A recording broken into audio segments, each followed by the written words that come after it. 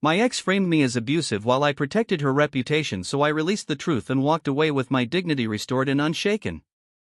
I'm a 27-year-old guy, and when I met my ex, I genuinely believed love meant loyalty, privacy, and protecting your partner even when things got messy. She told me early on that she was emotionally fragile, that her past relationships had damaged her, that men before me had misunderstood and mistreated her. The way she said it, quiet voice, eyes fixed on the floor, triggered something in me. I didn't want to be another person who hurt her. From the beginning, I became the calm one. When she spiraled, I stayed steady. When she cried, I listened. When arguments happened, she raised her voice and spoke through emotion, while I lowered mine and chose my words carefully. She'd say things like, "You're my safe place," or, "You don't scare me like they did." Hearing that felt like responsibility, not pressure. I thought that was what being a good partner meant. I stopped talking about our problems to anyone else. Friends would ask how we were doing, and I'd smile and say, "We're good." My family noticed I was quieter, more guarded, but I brushed it off. I believed relationship issues should stay inside the relationship. Sharing them felt like betrayal. She praised me constantly for that. "You're different," she'd say, curling against me on the couch. "You're gentle. You don't run your mouth about private things like other men." Every time she said it, I felt proud. Chosen. Like I was finally doing something right. Even when things felt off, when arguments dragged on for hours, when apologies were always expected from me, I told myself it was temporary. Healing isn't linear, I reminded myself. Love requires patience. I trusted her completely. I trusted that my silence was protecting her. I trusted that loyalty meant absorbing discomfort quietly. And I trusted that keeping her reputation intact even at my own expense was part of being a good partner. I just didn't realize yet how dangerous that belief would become. At first, our arguments seemed normal. Small misunderstandings. Bad days. Stress spilling over. But slowly, almost invisibly, every disagreement started ending the same way, with me apologizing, even when I wasn't sure what I'd done wrong. She'd say things like, "You don't listen," or, "You always twist things," her voice shaking while mine stayed calm, careful. I thought staying calm was helping. I didn't realize how it was being used against me. Whenever I tried to explain my side, she'd sigh deeply and say, "See? You're doing it again." Again how? I'd ask. She'd struggle to explain, then say, "I can't talk to you when you're like this." Like what? Calm? Quiet? Confused? The lack of clarity made my chest tighten. I started replaying conversations in my head, word by word, wondering where I'd gone wrong. She framed her reactions as emotional honesty and my responses as emotional avoidance. If she cried, it was because I'd pushed her there. If she yelled, it was because I'd been cold first. And if I tried to defend myself, she'd say, "You're making me feel crazy right now." That sentence stuck with me. I didn't want to be the guy who made someone feel crazy. So I adjusted. I spoke less. I softened everything. I apologized faster. I started saying things like, "Maybe I'm wrong," even when my gut told me otherwise. She'd relax after that, almost instantly, and say, "Thank you for owning it." The relief I felt afterward was addictive.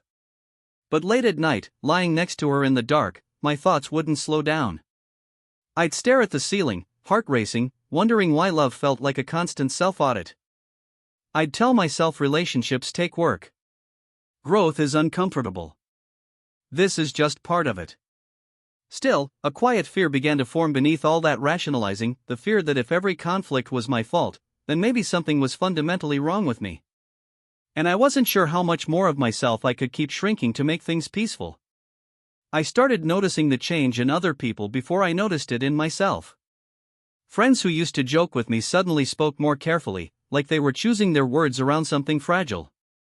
Group conversations felt shorter, stiffer. A friend's girlfriend hugged her a little tighter when we were all together, then glanced at me in a way that made my stomach drop. No one accused me of anything directly, but something had shifted. She mentioned, casually, that she had opened up to a few people about how hard things had been for her. The way she said it sounded innocent, almost therapeutic. "I just needed support," she told me one night while scrolling on her phone. I nodded, even though my chest felt tight. I didn't ask what she'd said. I told myself I didn't need to know. Every now and then, I'd catch fragments. Someone saying, "You guys have been through a lot, huh?" Or, "I hope you're both healing." Once, I overheard her friend whisper, "I didn't expect him to be like that," when they thought I was out of earshot. I stood frozen in the hallway, heat rushing to my face, trying to understand what "like that" meant. I wanted to correct it. I wanted to sit people down and explain.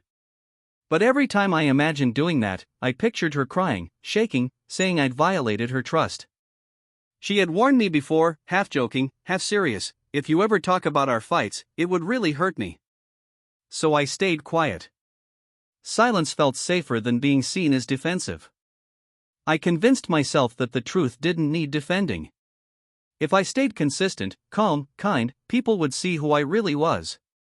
Time would straighten everything out. That's what good people believed, right? But as weeks passed, the distance grew. Invitations slowed.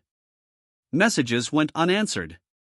I was losing ground in conversations I didn't even know were happening. And the worst part wasn't that people might think badly of me, it was that I was letting it happen, because protecting her still felt more important than protecting myself.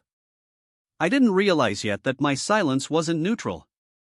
It was permission. The first time it happened, it didn't come from her. That's what made it worse. We were standing outside a friend's apartment after a small get-together, the night air cold enough to sting my cheeks. Someone lingered behind while everyone else walked ahead, then said quietly, "Hey, just checking in. You doing okay lately?" The tone was careful, almost concerned. I nodded, confused, and asked why. They hesitated, then said, "I just heard things have been intense." Intense. The word echoed in my head the whole drive home. Later that week, another comment slipped out during a conversation. "You don't seem as scary as I expected." Someone laughed awkwardly, like it was a joke they immediately regretted. My hands went cold. Scary. I replayed every argument I'd ever had with her, searching for raised voices, slammed doors, anything that could justify that label. I came up empty. When I asked her carefully if she'd said anything that might have been misunderstood, she sighed and looked away. "I never called you abusive," she said. "I just told people how I feel sometimes." Then she added, softly, "If they got scared, that's not really on me, is it?" I didn't know how to respond to that. After that, I started monitoring myself constantly. I lowered my voice even more. I kept my hands visible during disagreements. I over-explained every emotion, every pause. If I went quiet to think, she'd say, "You're doing that thing again," and I'd rush to speak, terrified of being misunderstood. At night, I lay awake listening to the hum of the refrigerator, my chest tight, wondering how calm could be mistaken for menace. I'd always thought control meant safety. Now I was learning that calm could be reframed as something calculated, something threatening. She never corrected anyone. She never defended me. And every time I considered defending myself, I remembered her tears, her warnings, the way she'd say, "Please don't make this worse." So I stayed smaller. Quieter. More careful. But once someone decides you're dangerous, even silence starts to look suspicious, and I could feel that judgment settling around me, heavier with every word I didn't say. I didn't find out from her. I found out because someone finally felt uncomfortable enough to tell me the truth. We were sitting in a parked car, engine off, the dashboard clock glowing red in the dark.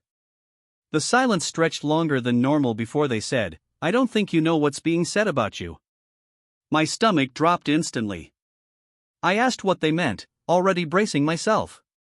They hesitated, then spoke slowly, like each word carried weight. She had been telling people I was emotionally abusive. That I manipulated conversations.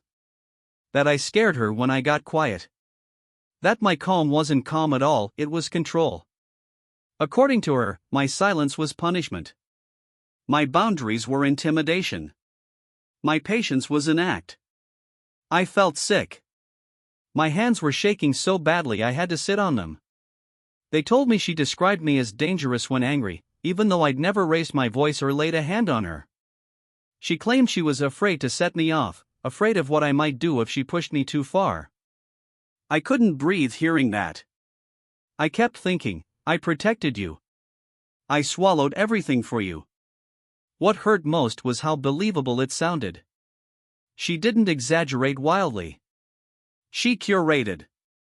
She took real moments, me walking away to cool down, me going quiet to avoid a fight, and twisted the meaning. Every time I chose restraint, it became evidence against me. I realized something then that hit harder than any insult: my silence had made her story airtight. There was no counter-narrative. No one had ever heard my side, because I never thought I'd need one.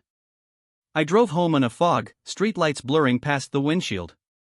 Every compliment she'd ever given me, gentle, safe, different, suddenly felt like part of the setup. She hadn't just leaned on my protection. She'd hidden behind it. By the time I pulled into my driveway, one thought kept looping in my head, louder than anything else. I wasn't just losing my reputation. I had already lost the ability to defend myself. I still didn't go public.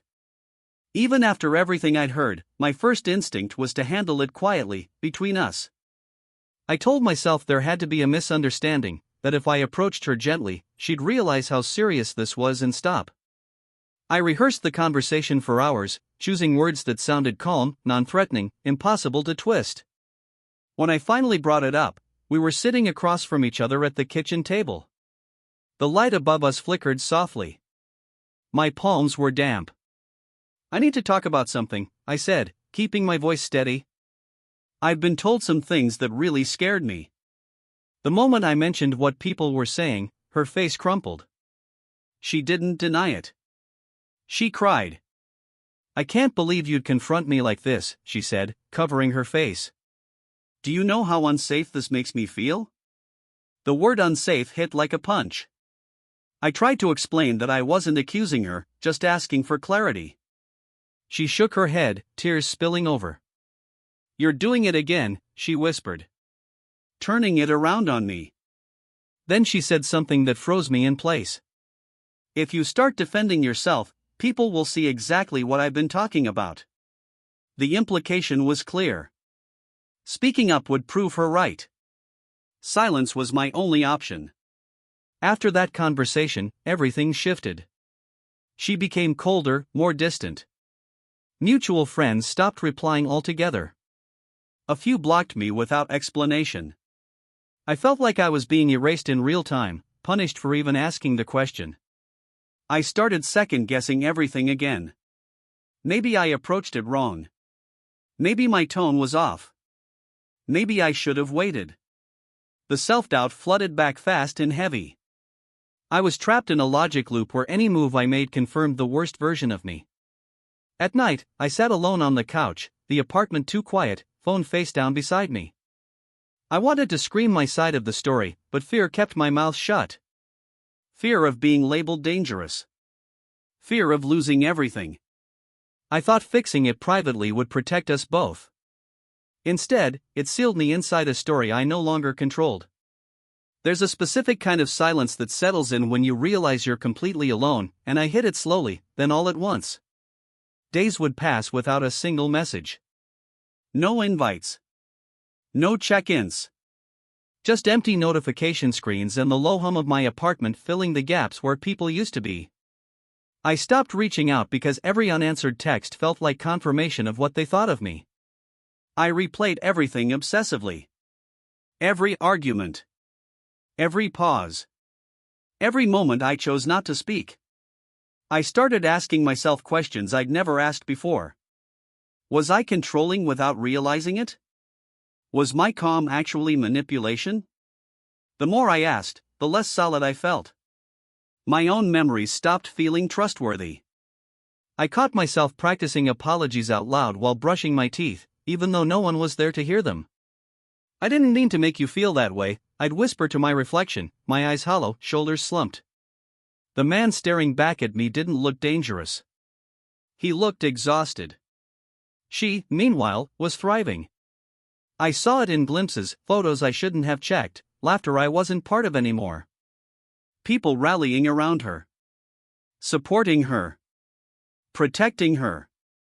Everything I'd done for her, now done by others, while I sat quietly in exile. Sleep became impossible. When I did drift off, I'd wake with my heart racing, convinced I'd missed some message accusing me of something worse. I stopped trusting my instincts entirely. If I felt hurt, I told myself I was being dramatic. If I felt angry, I shut it down immediately. Anger felt dangerous now, like proof.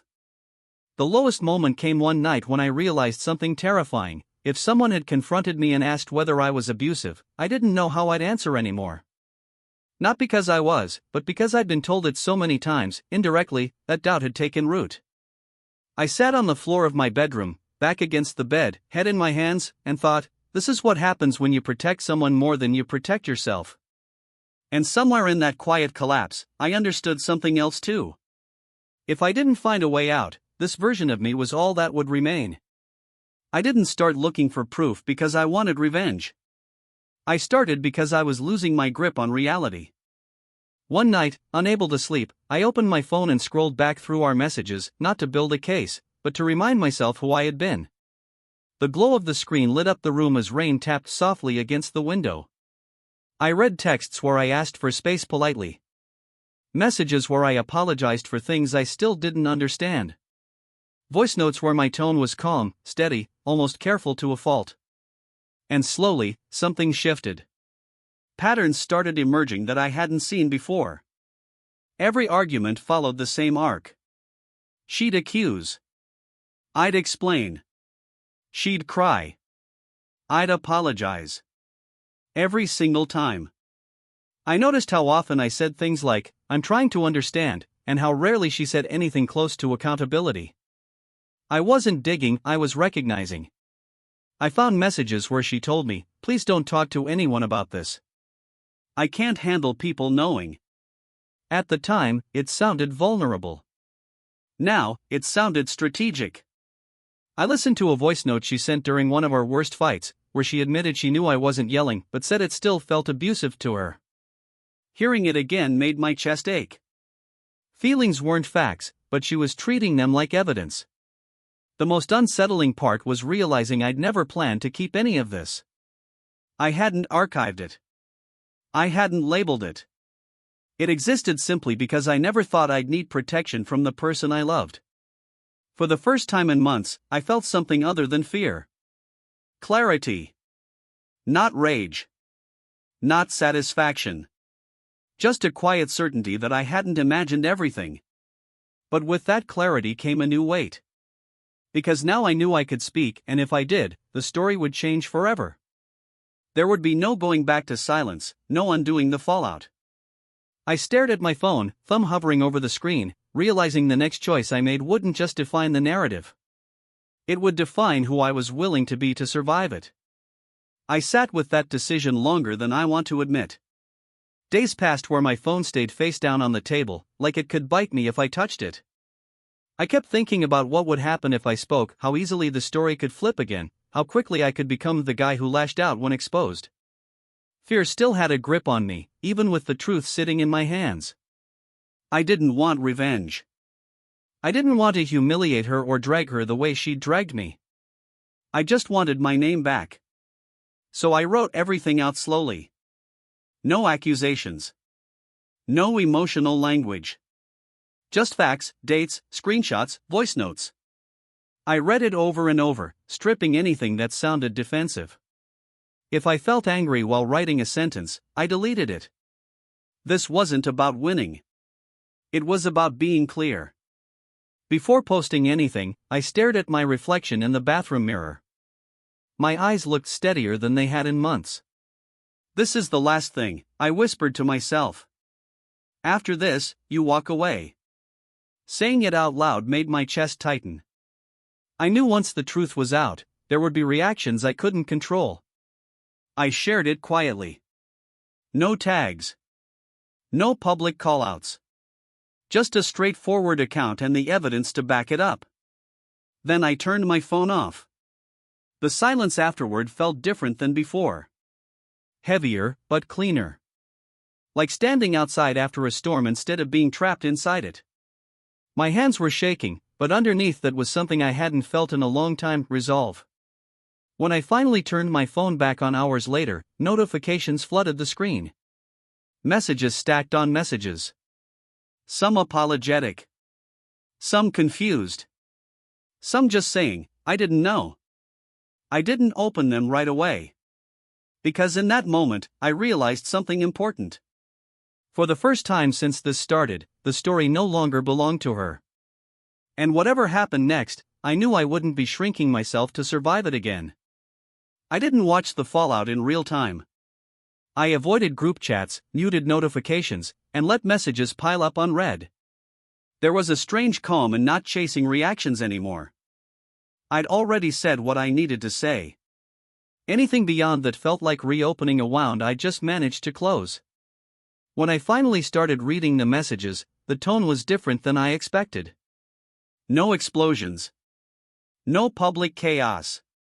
Just confusion. People asking questions they'd never asked before. Wait, this doesn't line up. She told me something completely different. Why didn't I ever hear your side? Each message felt like a small crack forming in a story that had once felt solid and unquestionable. A few people apologized. Not dramatically, just quietly, like they were embarrassed they hadn't thought more critically. One said, "I'm really sorry. I should have checked in with you."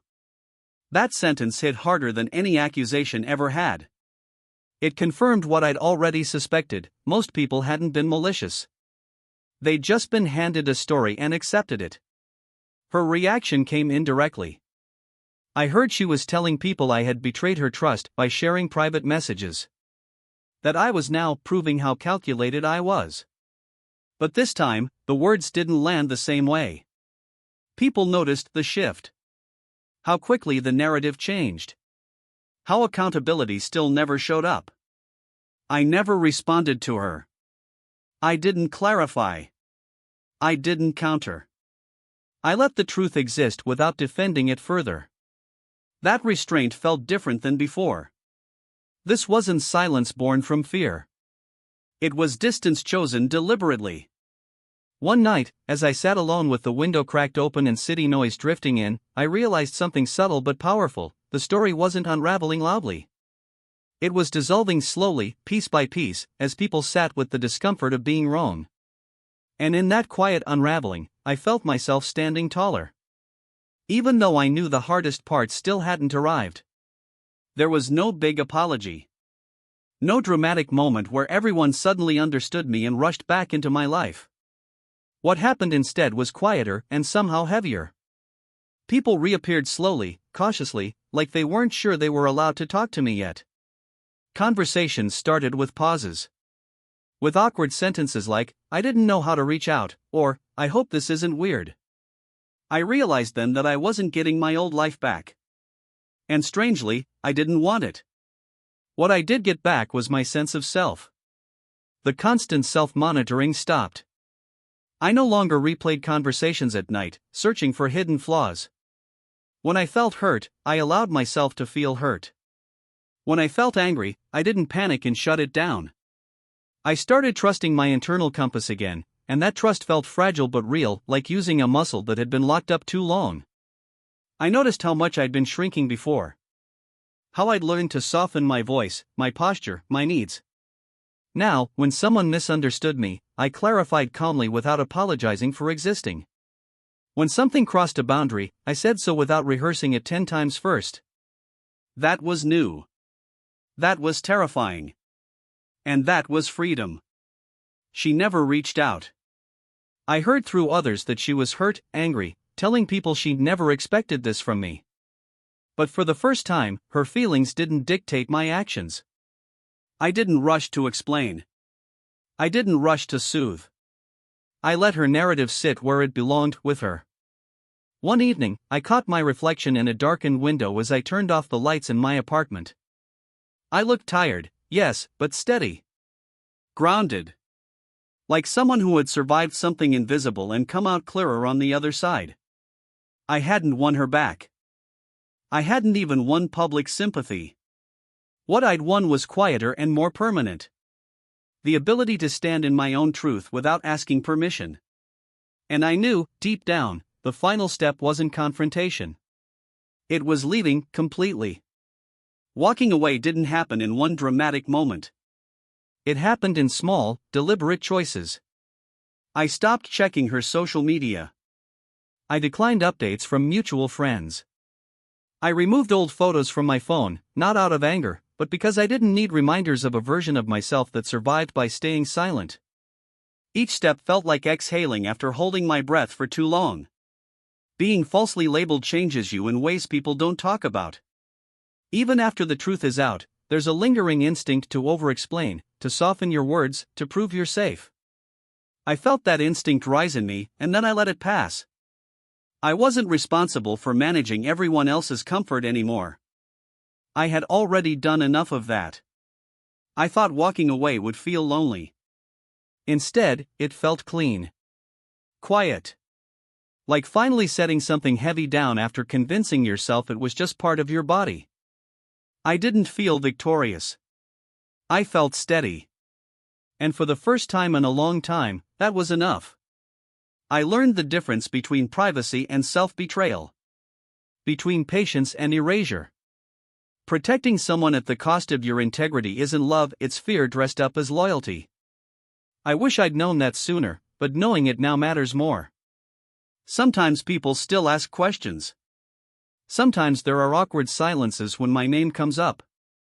I don't rush to fill them. The truth doesn't need chasing anymore. It exists whether I defend it or not. I didn't get revenge. I didn't get closure from her. What I got was something quieter and far more durable, my dignity, intact and unshaken. I trust myself again. I speak when something feels wrong. I leave when silence starts costing too much. And if there's one thing this taught me, it's this. You can survive being misunderstood. You can survive being lied about. But you can't survive abandoning yourself. So I didn't stay to be seen as good. I left to finally be whole.